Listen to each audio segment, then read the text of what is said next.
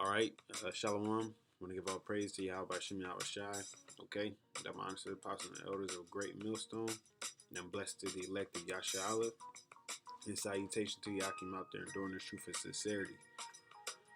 As you can see, the title of the video is just because you can't see it does not mean it's there.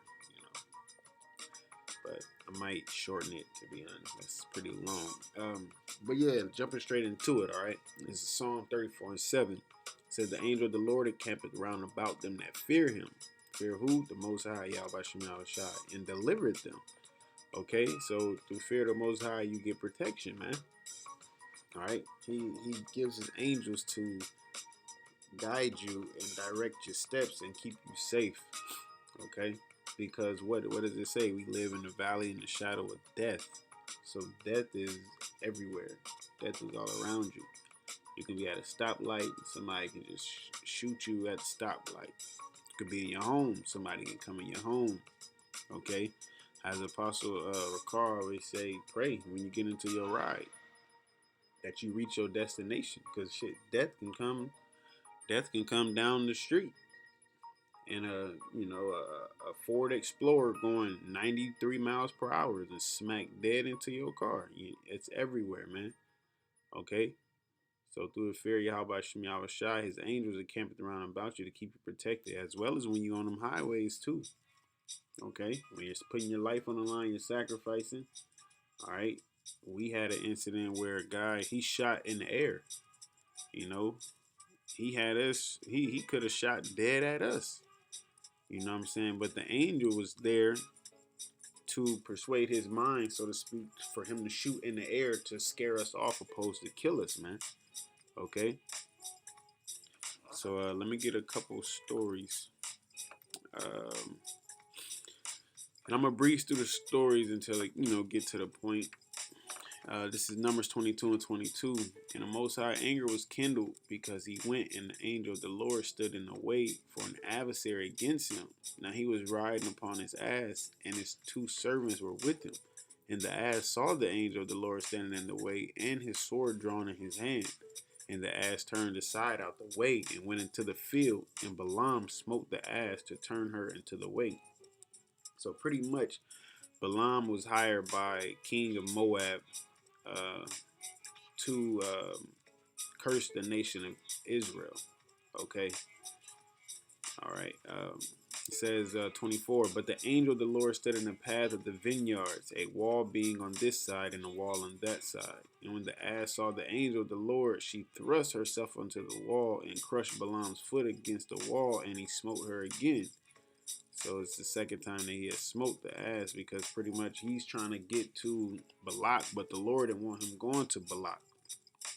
So the ass sees the angel standing in the way to keep him from going that way. And he don't understand why the ass is not minding him, so to speak.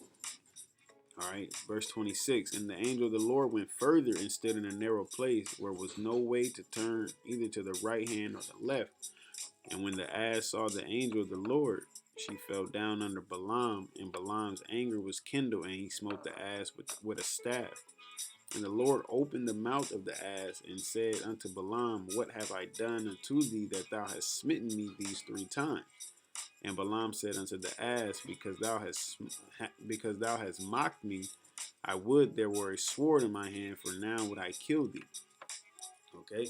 It said, and the ass said unto Balaam, am not I thine ass, upon which thou hast ridden ever since I was thine unto this day? Was I ever wont to do was I ever wont to do so unto thee? And he said, nay. So I can continue. Salaki. Then the Lord opened the eyes of Balaam. So he allowed Balaam to see what's going on. Okay, he opened his eyes. And he saw the angel of the Lord standing in the way, and his sword drawn into his hand, and bowed down his head, and fell flat on his face. And the angel of the Lord said unto him, wherefore hast thou smitten thine ass these 3 times? Behold, I went out to withstand thee, because thou was in a perverse before me. Thy way is perverse before me. And the ass saw me and turned from me these 3 times. Unless she had turned from me, surely now also I had slain thee and saved her alive. So he pretty much said, hey, look, if she didn't do what she did, I would have killed you and kept the ass alive, man. Okay, so that's one of the stories of, angels been there and they just can't be seen, as well as demons, all right, and evil spirits. And you walking through the house and you feel something, feel the presence of something there, you know. You just feel the presence of darkness, so to speak. That shit is real, all right.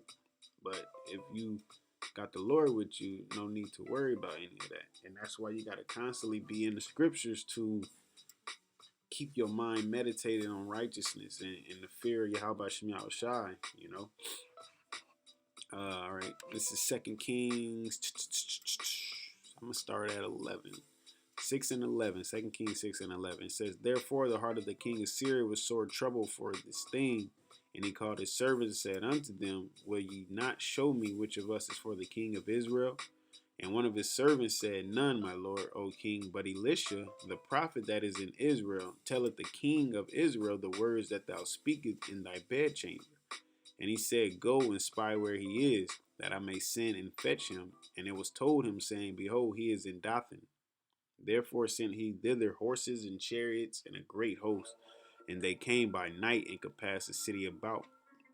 And when the servant of the man of the Most High was risen early and gone forth, behold, an host compassed the city both with horses and chariots.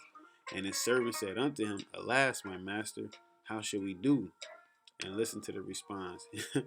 He said, and he answered, fear not, for they that be with us are more than they that be with them.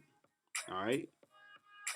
And okay, let me continue. All right, it says, and Elisha prayed and said, Most High Yahweh, I pray thee, open his eyes that he may see. Now the guy wasn't blind, as was not Balaam, but he's like open his eyes, basically to allow him to see the other dimension. Okay, to see the spiritual beings. All right, it says that he may see. And the Most High Yahweh opened the eyes of the young man, and he saw, and behold, the mountain was full of horses and chariots of fire round about Elisha, man. See, and there you have it. So this whole time, Elisha could see the chariots. All right, he ain't tripping about they hosts and they chariots and they armies coming, because he seen the angels there, whom the world called UFOs, which through the Bible, through the grace and mercy of Yahweh Shem Shai, we call them IFOs because they are identified. We know what they are. They are the chariots of Israel, the chariots of the Most High. All right, that's spoken of in Kings as well, man. All right, so that's another situation when angels was around and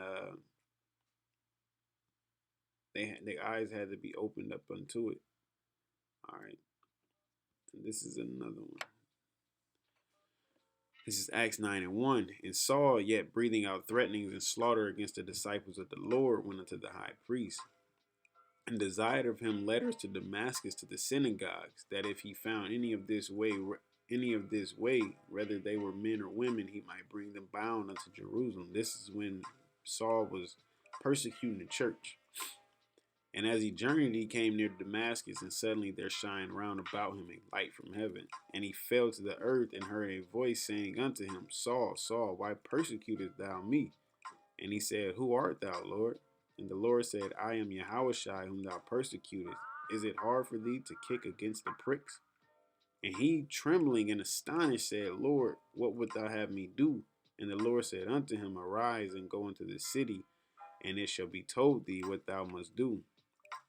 And said, and the men which journeyed with him stood speechless, hearing a voice, but seeing no man. And Saul arose from the earth, and when his eyes were opened, he saw no man, but they led him by the hand and brought him into Damascus. And he was 3 days without sight, and neither did eat nor drink. Now, in this case, Saul, he actually was blind, But the fact that the men, they heard somebody speaking, but they seen no man. You know what I'm saying? They ain't see anything. All right, so yeah, man. At the end of the day, the other dimensions are there. All right, it's we don't have the ability as of yet, I would say, to understand it in its entirety, in its entirety, as well as be able to see that, unless the Lord open your eyes up unto it. You know that. So I mean, you do have some brothers who have seen chariots. You do have some brothers who have seen, I'm pretty sure, seen angels.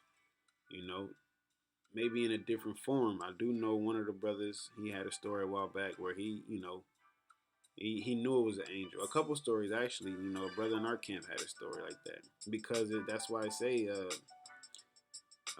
let me get it, because I do not want to butcher it.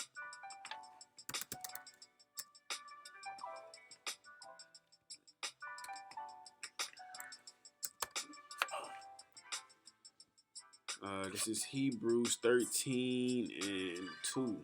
Be not forgetful to entertain strangers, for thereby some have entertained angels unaware. So, you don't know where the angels are around. You know what I'm saying? You don't know. That's why you have to be spiritual as well, man. The Lord gotta be dealing with you, because you might, cuss an angel out and you end up cursing yourself. Might do an angel bad or something like that. So at the end of the day, man, just stay in the scriptures. Stay spiritual. The angels are there.